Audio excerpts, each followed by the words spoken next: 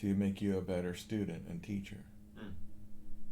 And this is like a hidden goal that I don't talk about. But through example, I want you guys to see it's like, hey, that was a good idea. Maybe I could do it. And then your generation could do it better. And being different, more interactive. Right. Because when I look on YouTube, like today, I do this every once in a while, at least once a month. I search for cello on YouTube, and then the last month, whatever people posted. And there are a lot of these tutorials now, a lot more than usual, and than a lot. This past year has been like a lot of tutorials, like how to play whatever, like scales and I saw that Korean girl that is super helpful, because for me, I would create something like that for my students if I had the time and all that. But see what she did. She put the fingerings on there. She played like with herself, and so she tuned with thirds. So she played like a little round, and so that's it's like, wow, she has a great idea. She did it. But then you see that Hauser guy with some girl on his lap who's like playing naked. Yeah. It's like a lot of times he posts naked, like he just cello. Yeah, but you know what? Yeah, he's getting, he's good looking. He has a million views for those and whatever, and good for him. He's actually a good cellist, and if he would play normally, he probably could sound great, in any piece. Yeah, I know, but But he he's- sounds good, and he's like entertaining. So I feel Yeah, like, and he's entertaining, and so he figured out, hey, people like this. but Luca, he's a really good player. Yeah, Luca's better for me. Like just That's what I think. Like it's like but they're both good. Realize, hey, we can make money off of this, and they're good looking, and and it's unfair because for men, if they stay in shape, they're gonna stay good looking. Women don't stay good looking. I hate to say it that way, but it's the unfairness of media as well. And so then women get pressure to get all kinds of medical enhancements and surgical enhancements, which is not good, It's just it's the media's problem that exacerbates the problem. And so it's this phenomenon that, we have to face and we should be sensitive to as males.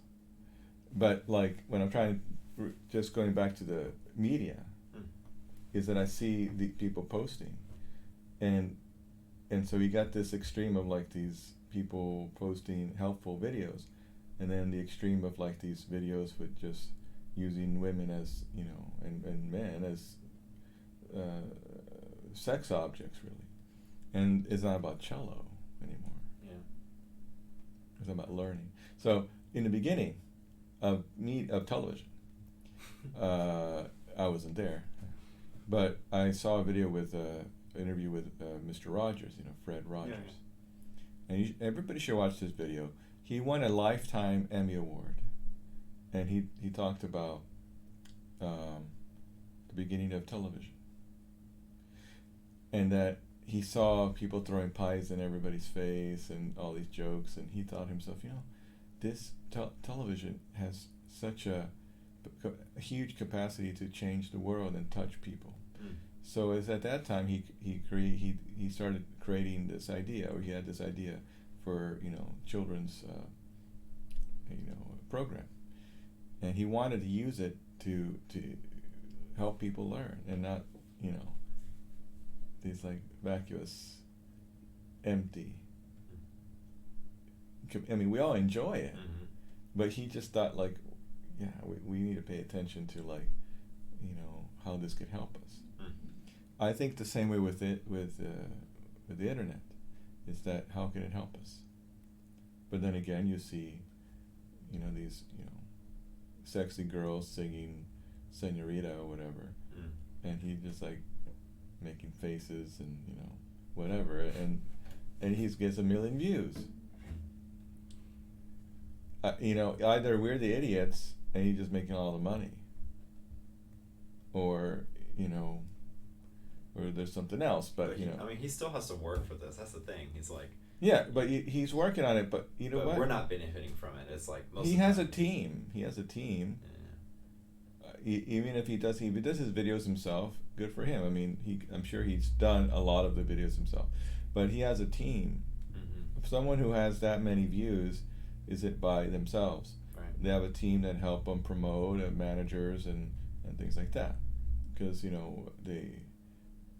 it gets to be impossible. Even someone like Chloe, she's like, I need a personal assistant. I can't do it on myself. But she only has 160,000 followers. I say only because, like, if you know, Steven guy, Hauser, he has like, millions, like 50 million followers, right? Whatever.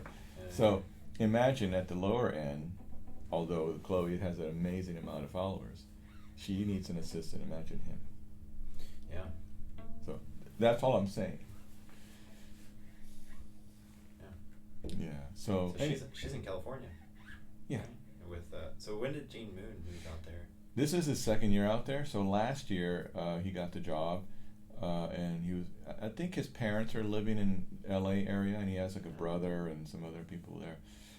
So I think when this opportunity came up, and he's like the only one in the family that's in Texas, he thought, I'm just gonna take it.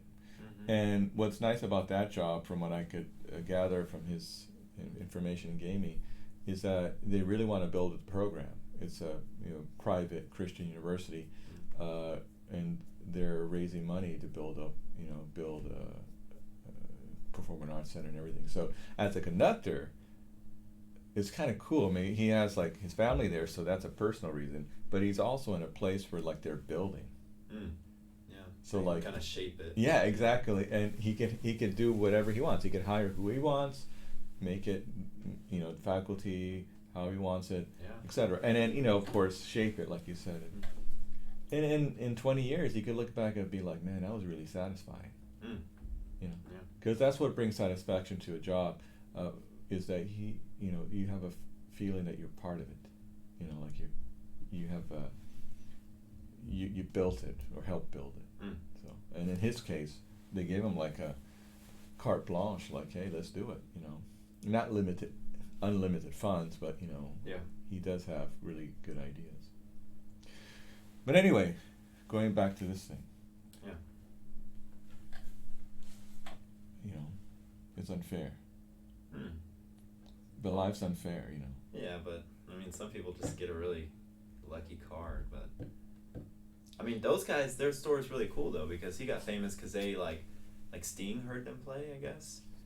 Elton John, yeah, and then he was just like, oh yeah, you guys are gonna open for me, and then so they still had to work hard to get to where they were. Yeah, well, and I mean, that already puts them like above I think so many people. Well, I mean, I think they were very hardworking students. It seems I met their teacher, and she told me they were doing really well just in their cello class. I mean, they were good. But they started doing these fun videos together. I mean, just like that. It was probably just started like, hey, let's put on YouTube. We're awesome. And they did a couple of funny videos. And they're good looking guys, and and they sounded good.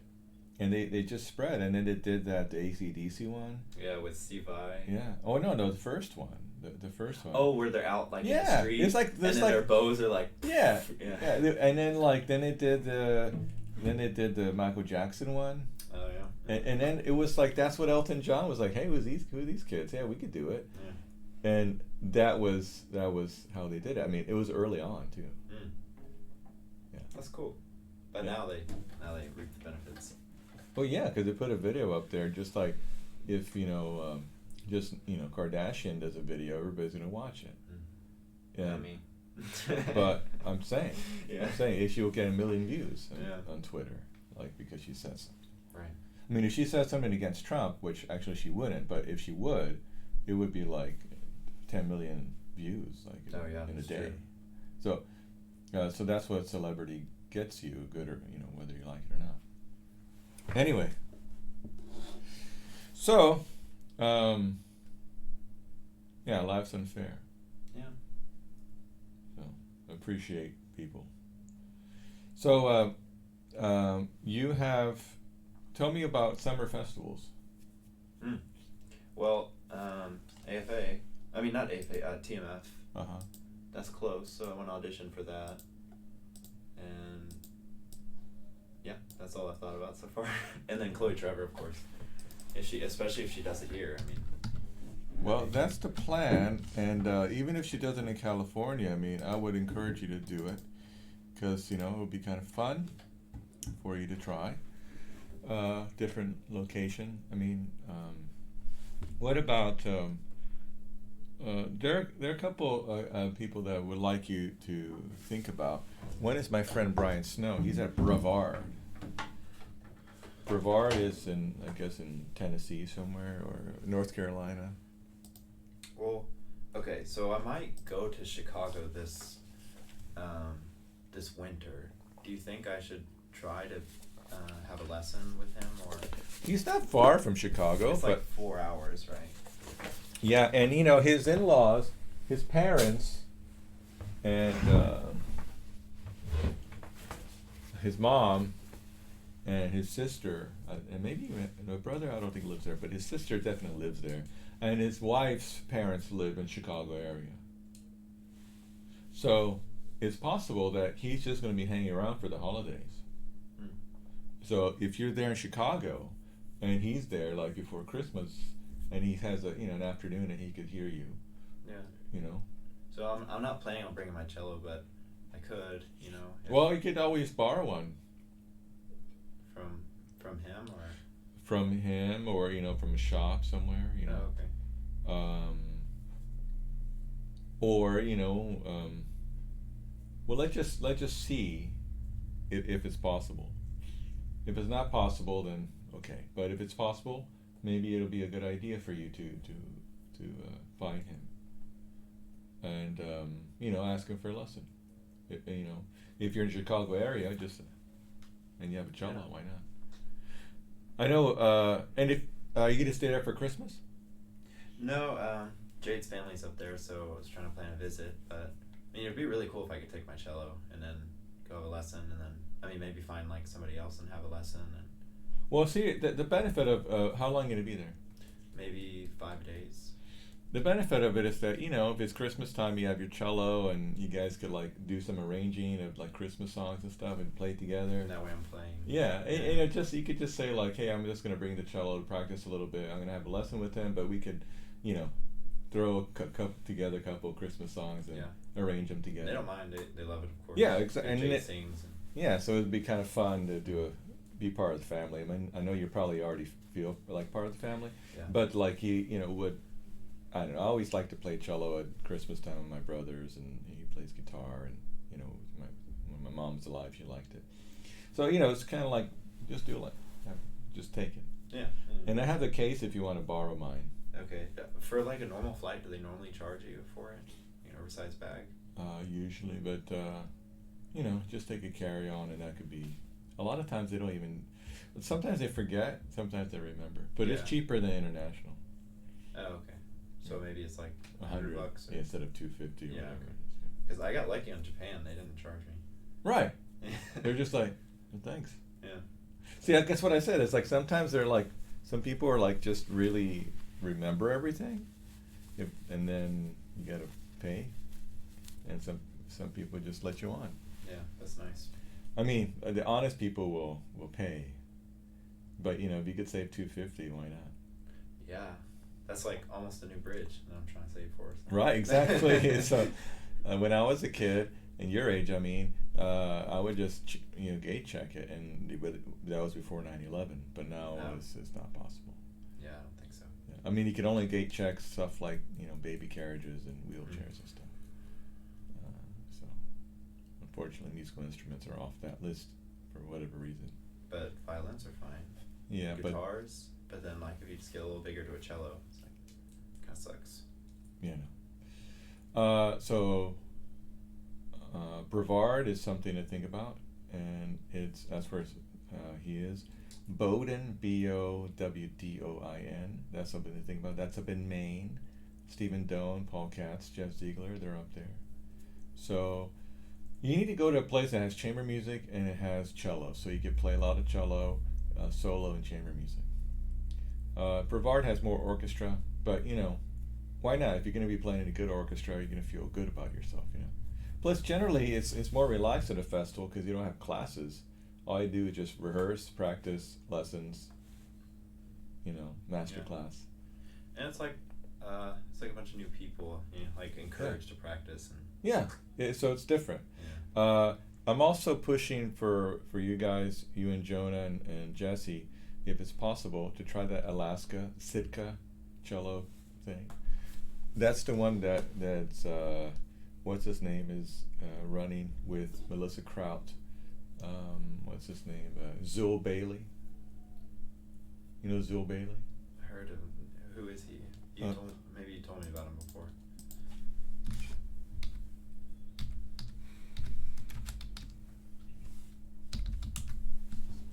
This one. This is Melissa Kraut. Here's Zul Bailey. Oh, he's the El Paso guy. Yeah. Okay.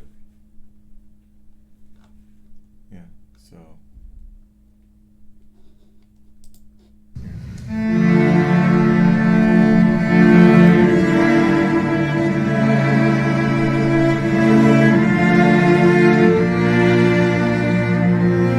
My name is Brendan Phelps, and I'm from Akron, Ohio.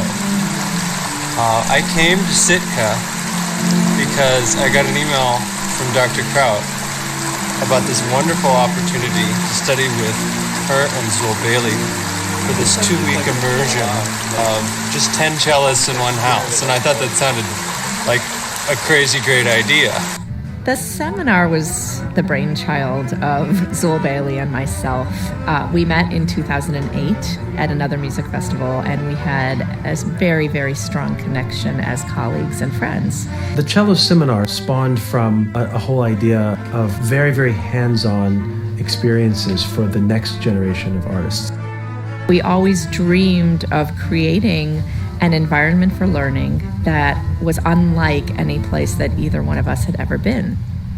So when he took over as the artistic director of the music festival here, he called me and he said, "I think I have found the perfect venue." And that is where all of this started. So if you want to escape the heat. Yeah. I've always wanted to go to Alaska. Yeah, well, there you go. And let's see what's required.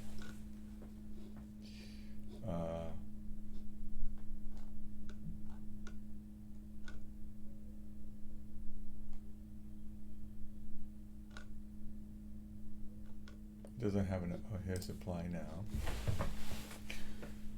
Okay, $50 fee.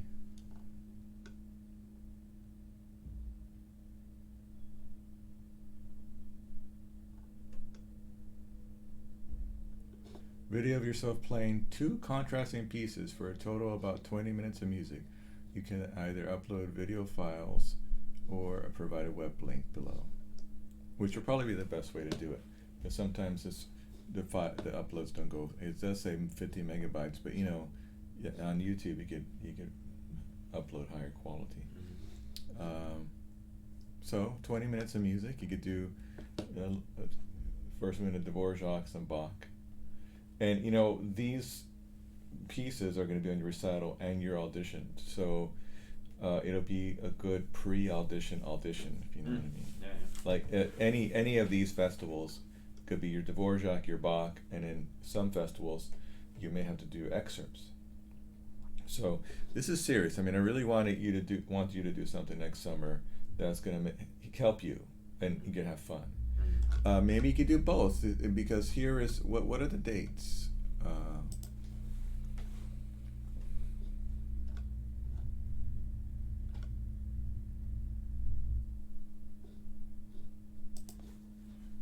It must be in July sometime. Yeah, see, July 9th. Basically, July 9th for like 2 weeks. So these are the people that were chosen. James, I met him when he was a kid.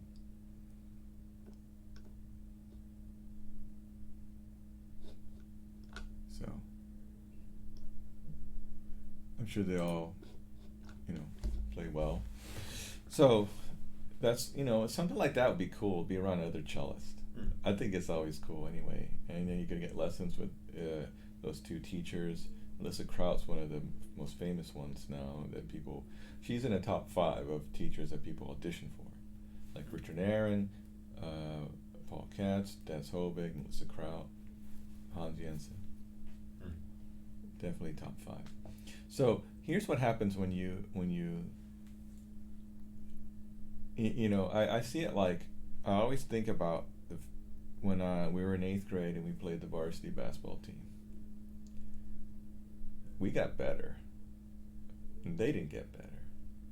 So if you're around a bunch of varsity cellists, if you know what I mean, like wow, you go to Cleveland, wow, you go to Juilliard, and you get into something like this, and you're studying with 2 top teachers, performer teachers, and Melissa Kraut's one of the top teachers, and you're getting advice from her, and you're seeing other kids your age. It's almost like it's so helpful. I mean, it's very helpful for your practice, because now you have an idea how to sound like, how to work. You're gonna see other students how they practice. You're gonna like, oh yeah, it's just gonna stick in your brain just by observing. You'll watch masterclass and lessons, and you'll realize that there's another way that you could practice. But anyway, and you'll start doing it. Plus, it's probably a beautiful place, and you're probably super relaxed, and the sun's out, like all night. The time. Yeah. So it's gonna be another experience as well.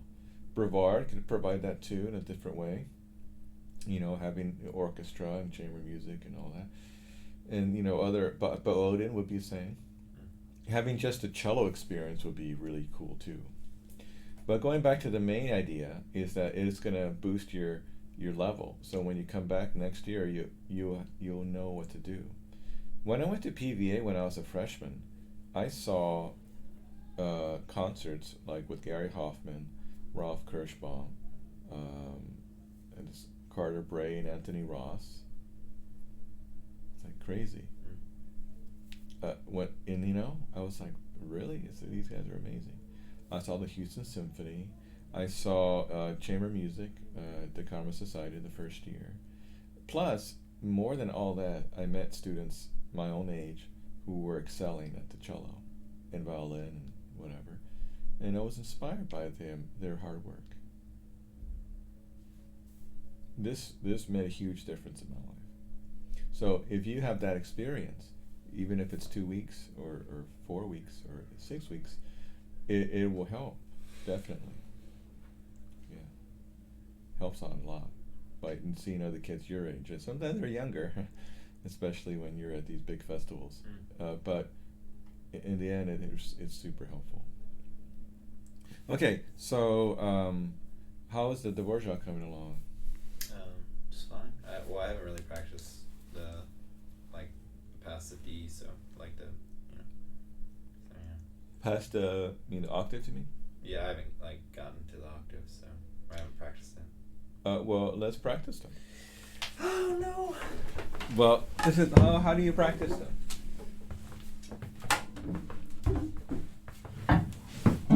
Sorry for talking so much, but you have to start putting together that list because it's good. A lot of deadlines are soon.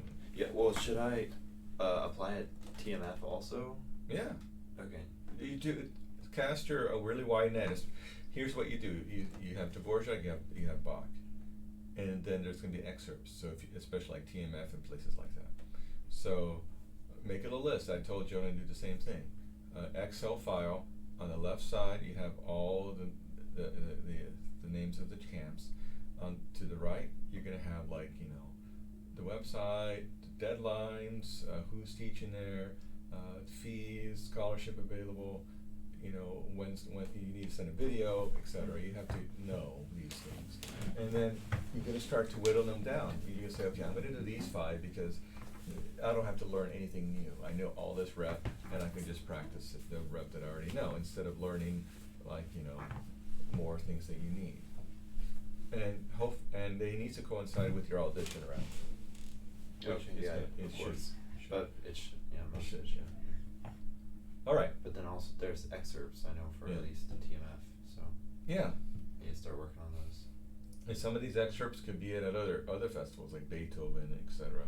So there may be Brevard may have excerpts. I don't know if they do, but if they do, they may be the same as TMF. Okay. Yeah, like Don Juan, Right. Beethoven. I think that's what TMF always does. Yeah. So let's practice this like this with harmonics.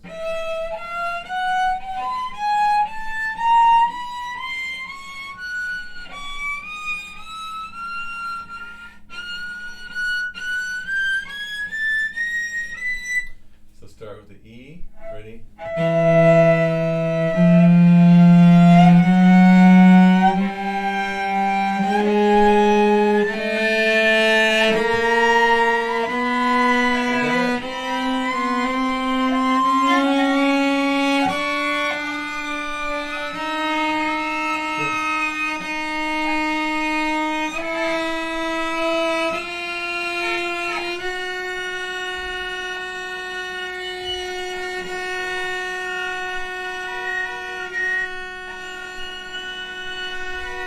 Okay, ready?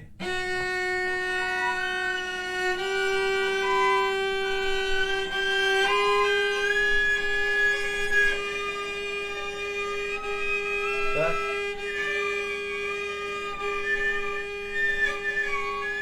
Push your thumb down. Lower thumb.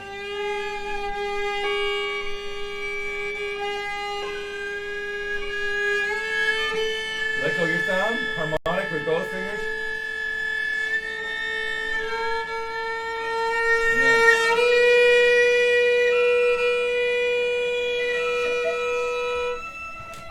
By yourself. Try the whole thing by yourself.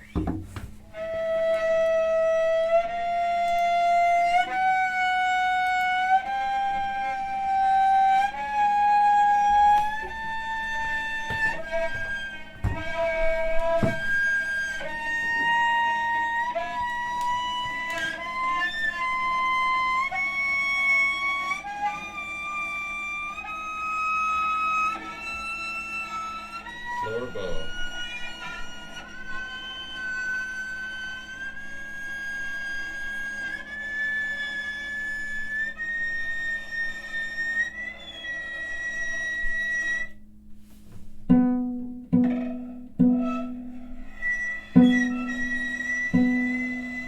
Good. Now let's try it like this, like.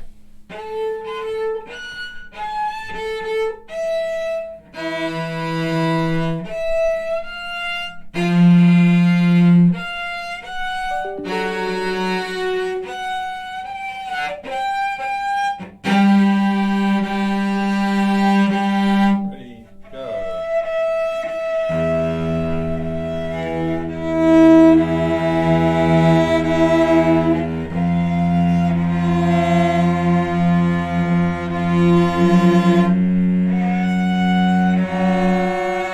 So when you put it over your third finger, you're going this way. Go across. Go toward the ground.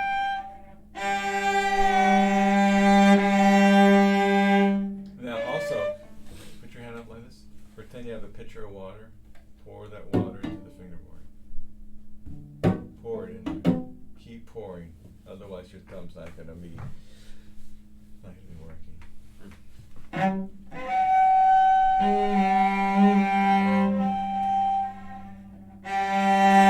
It's out of tune.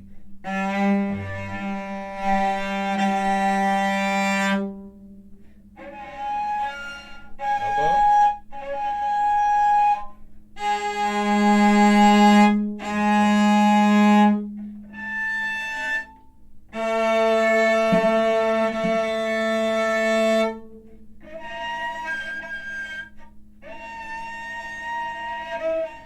More thumb, more thumb.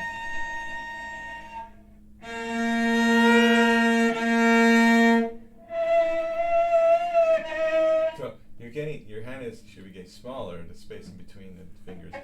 So the other, I'll say more thumb pressure.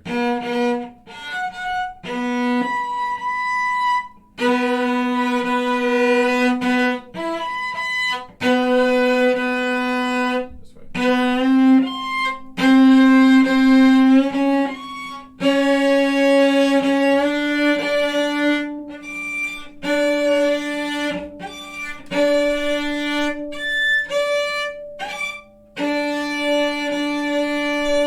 Now I'm putting the thumb pressure on the A string, it doesn't need it.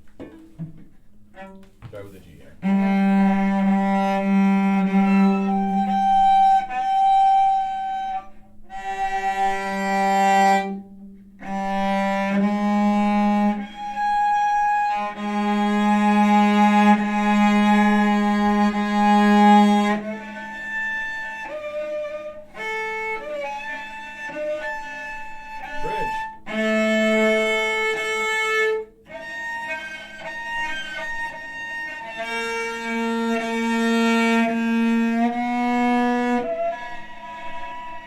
Your thumb needs to be down. Thank you. Elbow higher. Yeah, for that way.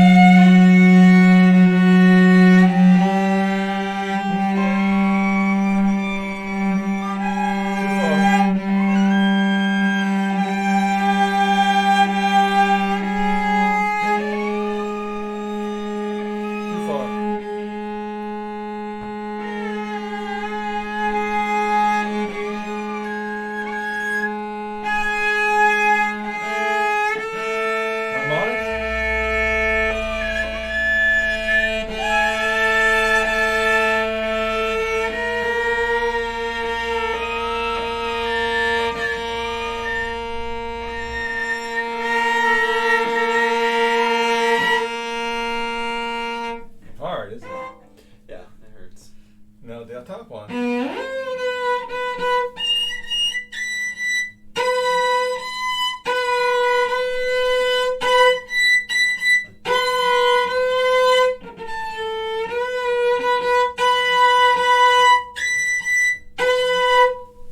Got an octave there.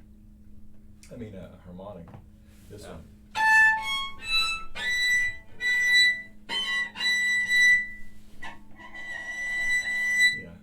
So now, here's the next one.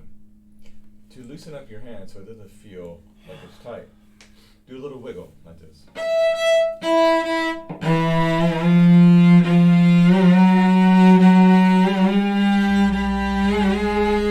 As you wiggle, it's totally like slippy on the string.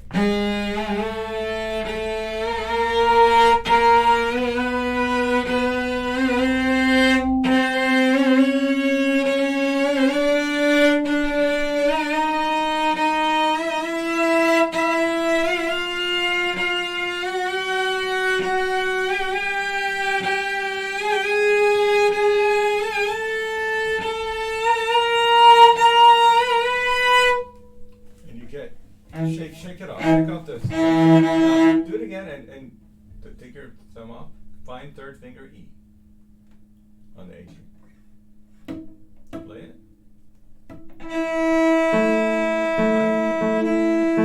Now keep your finger there. Find it. The thumb.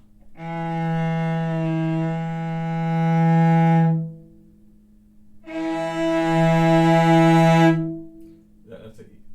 Tune it, but tune it again.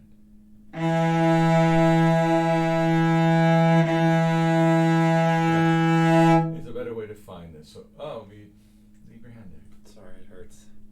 Is it really cramping? Yeah, it's just like, yeah. Oh. I just need like 2 seconds. Oh, right. Sorry, I'm being a baby. Well, now this is going to help fight through that, because what you want is your weight on there, but what you're doing is you're tightening up instead of like resting the weight on there.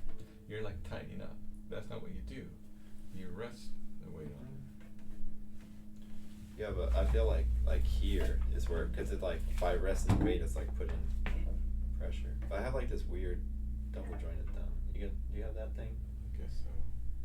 I like A little less than you, maybe. I don't know. So like, when I rest in there, I'm doing that. See, it stays pretty straight. Why don't you try doing this? Yeah. Why don't you try it that way? I see some people do that, and I don't know if it's because of their double jointness or not.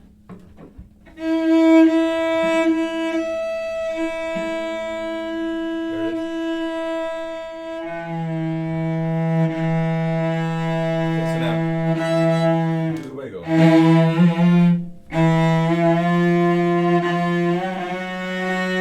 going. Let go. Release when you wiggle. Release.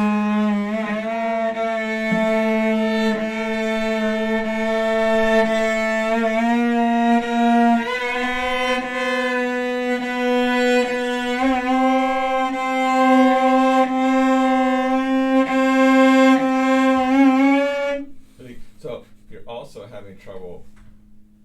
Closing. Yeah. But here's another thing you can do with your thumb. Maybe we skip this for now, but maybe you could do this here. Watch my thumb. Keep your third finger where it is. Move your thumb.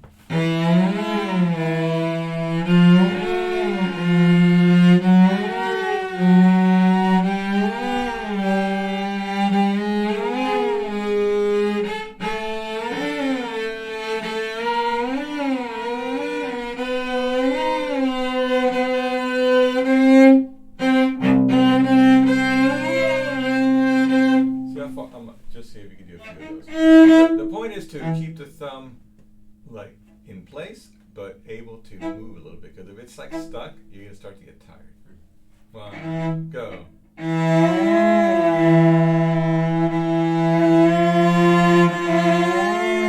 go the other finger.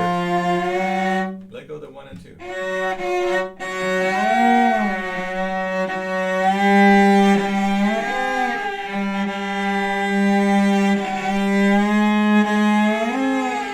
Okay. Yeah. How did that feel? Yeah, it's more loose. Yeah. So these two, maybe this one you start first and you just practice it all the way. Say today maybe you only get to like A. Tomorrow maybe you can get to like C natural, and then the next day after that maybe you can get to the F sharp, and then like 4 days later you can do the whole thing. Don't do it all in one day. Build it up. And then after that you have the wiggles. So do the whole thing with the wiggles. And then, because that wiggle is going to be how you move up there, whether you're doing a slur or not.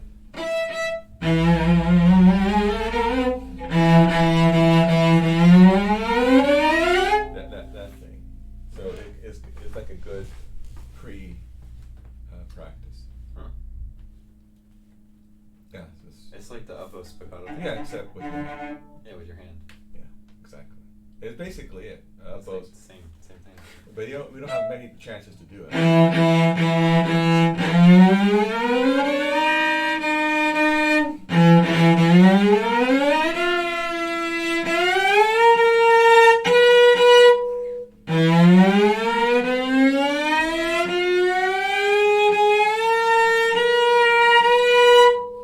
Here's the last one, and I've heard people.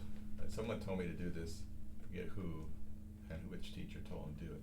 You can do a slow glissando all the way up. Mm. And just fix it. There you go.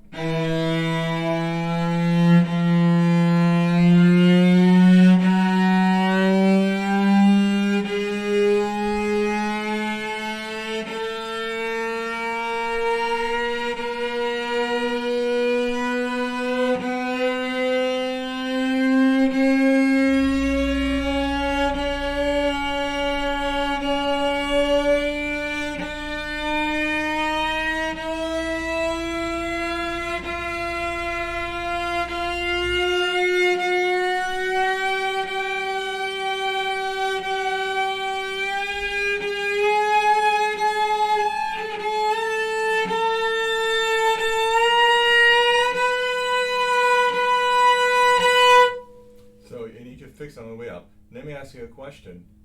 What can you tell me about the distances between the D string distance to the bridge and the A string distance to the bridge? It's pretty obvious. What is it? Like, On these Your- octaves. well, I guess your bow should be a little. No. Distance to the bridge from your fingers. Oh, what's shorter on the A string side? And then longer on the D string side. Yeah. What does that mean for the thumb? It moves faster. Or, yeah. Right. Okay. So if your thumb is stiff, is incapable of moving. Move, yeah.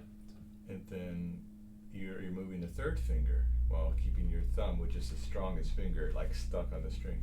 I guess that's a way to do it. But once I figured out that the thumb needs to move and the third finger stays, it was a lot easier Okay. to play octaves.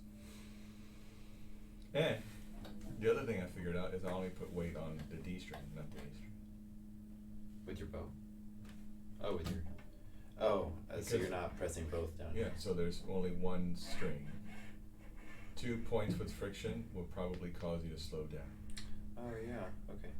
Right. So is it just kind of on an angle? Yeah. Or- You can stand right here, you can see.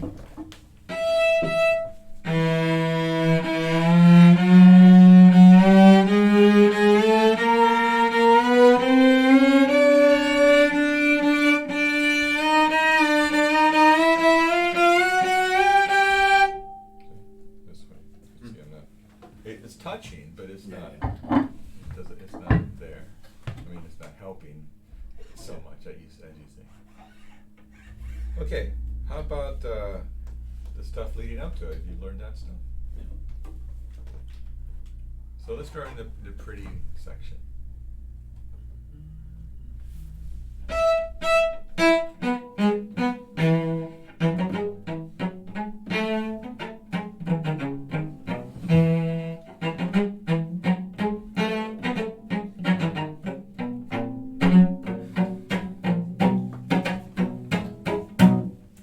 You know what's amazing about Courtney?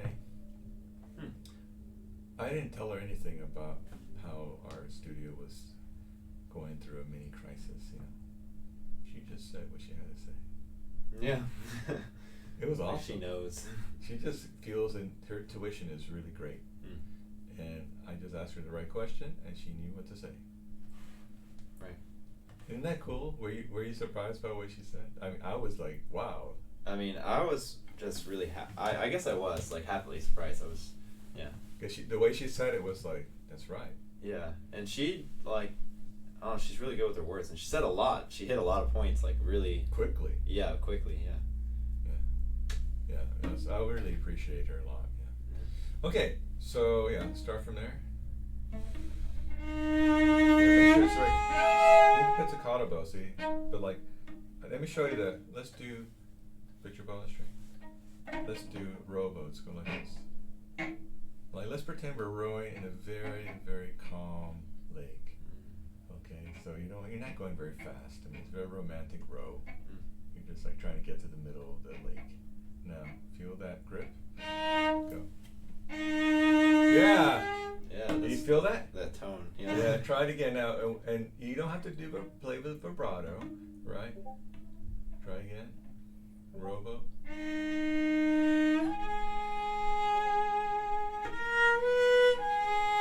It just feels kind of stiff, right? So.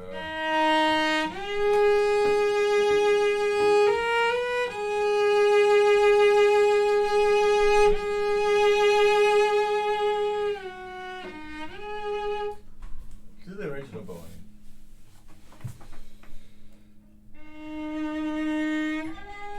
Oh, yeah.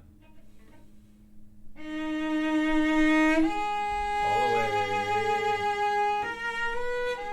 2, 3,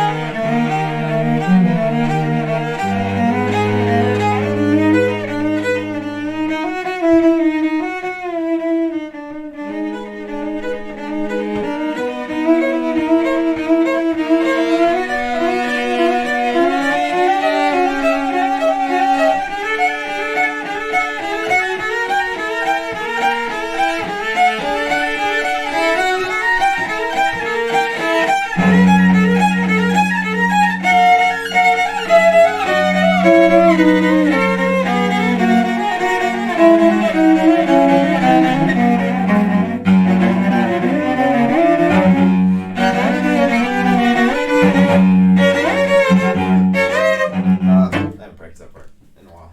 Okay. Yeah, sorry. I forgot the note. It sounds funny when you have to practice, because I know that feeling where it just feels like you're just hacking away. Yeah, because it's like I know it, and it's like, oh. So I think generally you're pushing too hard.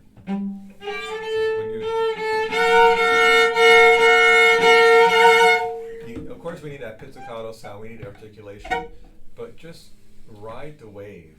Once you start the wave, the string being the wave.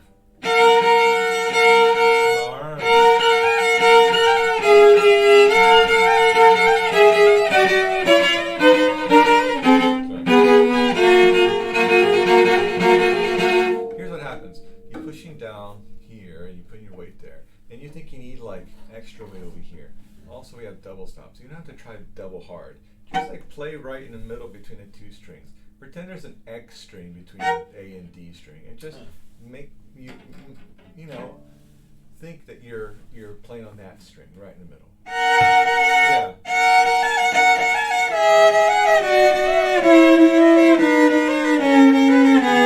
Yeah. Remember what we said about the octaves as you approach the bridge. What's happening to the D string? The notes are what? Farther apart on the D string. So if we take that in reverse, what happens? Well, it gets. Yes! Yeah. The notes are closer together all the way up and farther apart. So you were keeping like a The similar same shape. space. Yeah!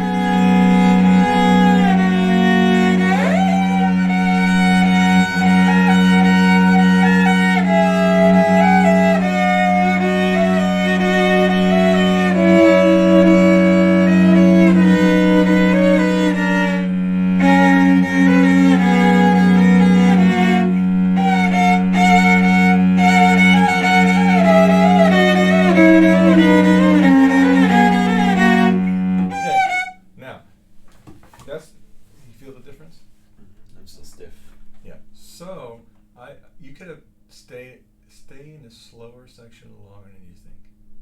And if you're stiff in that slower section, you have to get rid of it. Okay. So, even for the... Well, I'm talking about practice. So. Oh, when we were practicing, yeah, I see. So if you're in that position.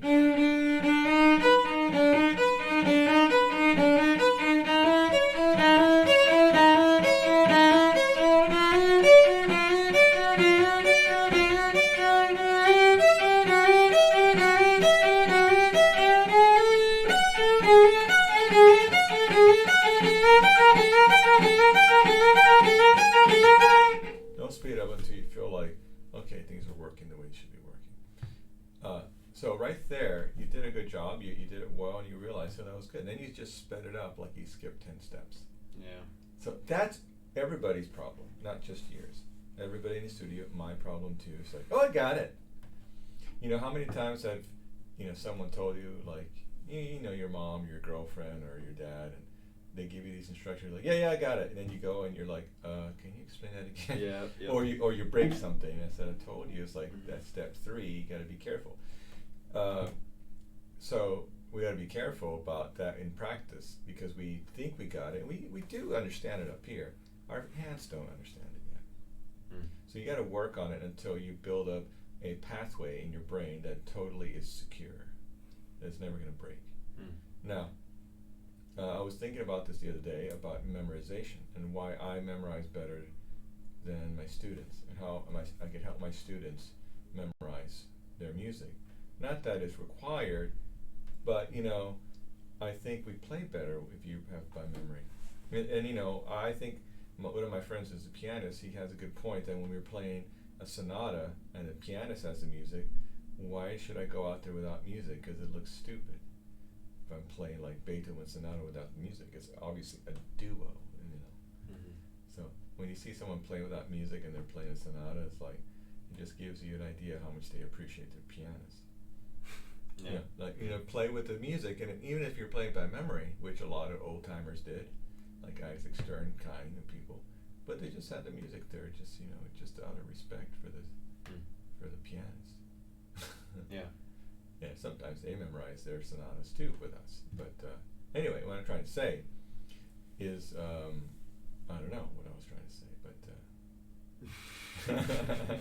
what I'm trying to say is play slow. Oh, memorize. Yeah, memorization. And so by playing slow, there are a lot of other things you'll realize.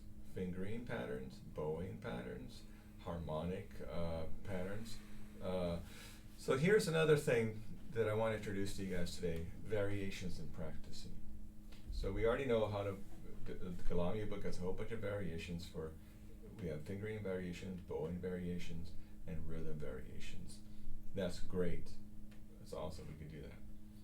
Now, when we practice, a thing that helps us practice longer, prolong our practice, also help us to strengthen what we already know. See, you already knew that, but how do you strengthen it? Well, variations. So let's think about variation.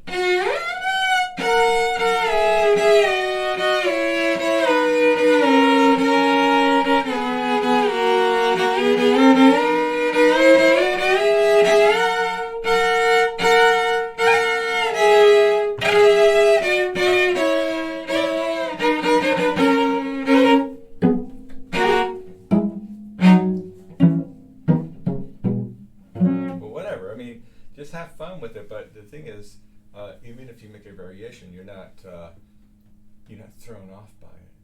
You know the structure of it. The structure is something that you're going to learn. If you do like 10 variations, you're going to know it. Second thing you could do besides variations is you could play it. This is another form of variation, but play it in half step higher or half step lower in a different key.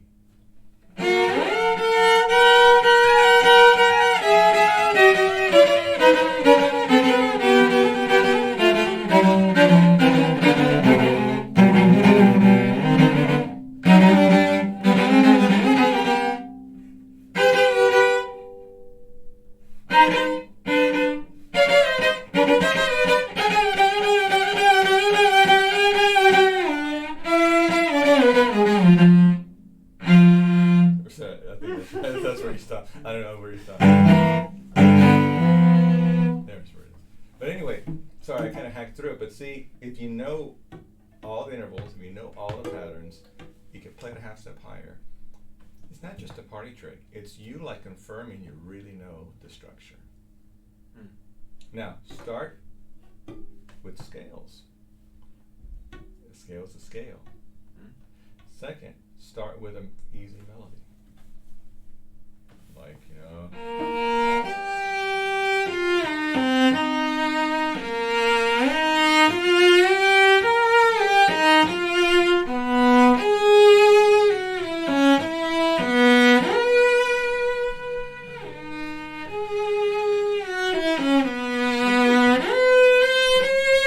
right?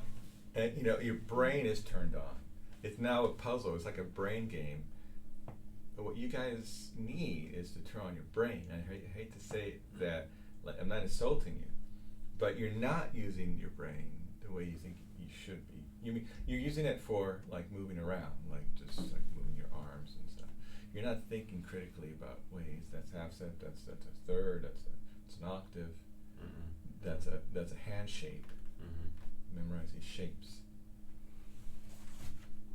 See what I'm getting at? This will like boost you like way farther than you'd imagine, because I think some people know this intuitively.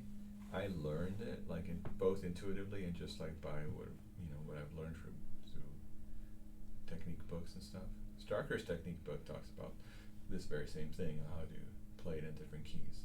You don't have to play a whole concerto in a different key, but just take a passage.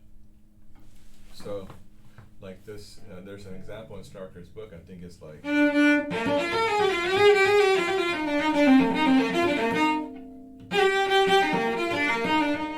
That's from Baccarini's concerto, and then just do it a different key.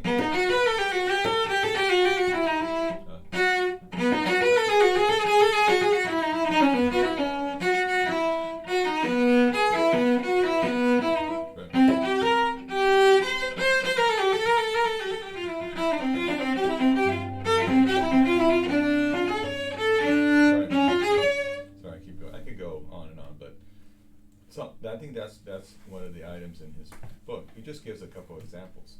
But, for example, you could do, like I said, that second theme of Dvorak. Try a couple of movements of Bach.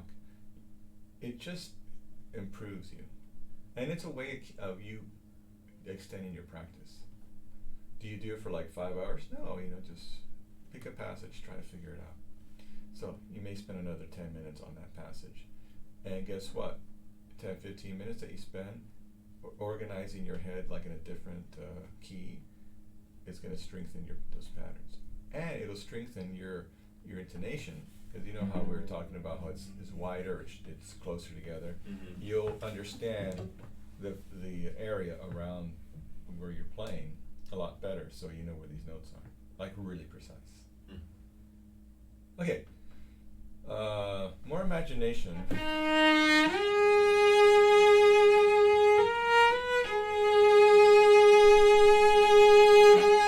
we try it? 1, 2, 3.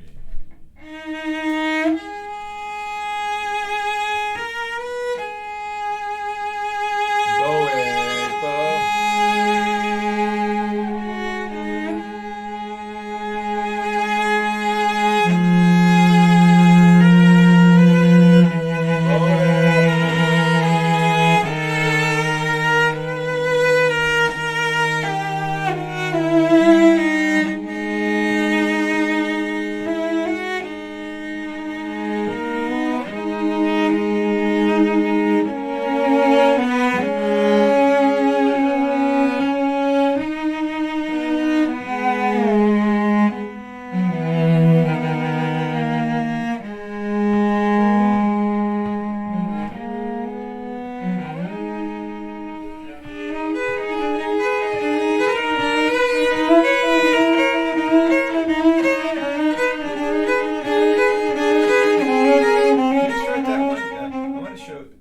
This technique in class, but I feel like people aren't engaging their back.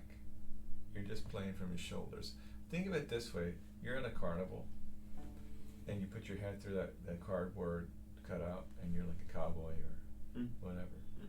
You're just like, your head's there and your arms are moving, but your back is like a stiff piece of wood.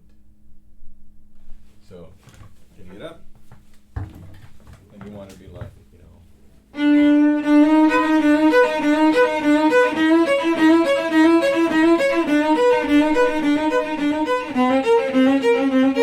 move your back. Squat down. Make it comfortable. And then really feel that way. You feel your back moving? How's your back?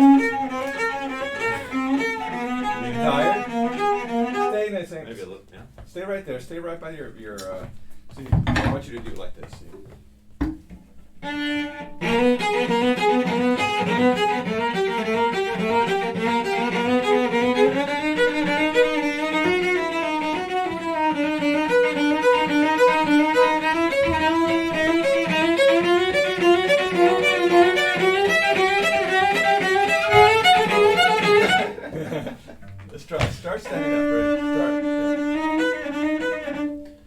back and forth every once in a while. Move your back. Keep moving. Use 4 fingers.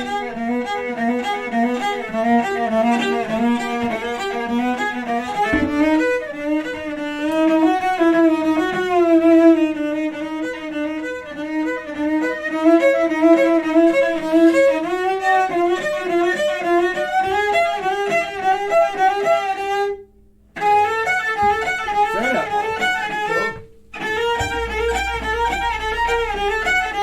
Steady, steady. Feel your back. Okay. Let me ask you something. Besides your legs being tired, are your arms tired? No. Right. Yeah, you use your legs a lot more. Or, oh, well, just I guess the back, yeah. My back doesn't hurt though. Like it's like it feels stronger, but not like tight. Yeah, but when you're playing and you get tight thumbs, you get tight shoulders, what is that about? Well, I guess I'm just not moving. Yeah, you're not engaging your back. Yeah, that's interesting. Cause like I feel like I'm sitting on my back. Then I felt like I was sitting like on my I don't know, like my weight is in my cello. Yeah. What a lot of people are doing is like they're holding their tension, Yeah. and then they're not just letting it flow. Okay. You know, we were talking about the water. Yeah. Where's that water coming from? My back. Yeah. My back. My back. It's from your back. So Okay. imagine that your back has a well of water like a spring, and when you do this, you're turning on that water hose. If you do this, you're cutting it off. This, you're cutting it off. Like any kind of weird contortion of your body is going to cut it off. Just like a water hose that's crinkled a little bit, it'll cut off. It won't flow. It's like a chakra or something. Like, you know about this? Yeah. Yeah. Yeah, and that's why people believe like yoga and even chiropractic care helps your body flow better, the blood flow and your energy. One thing's for sure, if you stay in shape, you're gonna feel better, you know. And I think that's really interesting. I think what's my opinion about like being a student, it's just a terrible time to try to stay in shape because like you get busy, you're poor, you can't eat like healthy foods, or you eating junk food, so it's hard when you're a student. That's where you develop bad habits of the junk food kind. But it's like a vicious cycle because you don't have money, so you have like literally you have $20 for like 5 more days, and so like Yeah, that's true. and then you only could eat like 1 donut, 5 boxes of ramen, a box of eggs, and and maybe the eggs is the best thing you could eat. Sandwiches are the way to go. It's Yeah. cheap and healthy. Yeah, but you see what I mean? It's like it's hard. Some people It is hard. Some people eat healthy. I'm just saying it's just I feel bad for students because it's not easy. Yeah, and you're expected to like do well in clasps and also stay in shape. All this stress for the first time ever. It's like Yeah. A lot of people like your parents did everything for you, and then now you're doing everything for yourself. So it's a transition. Yep. Anyway, sir. Thank you. You need to learn the whole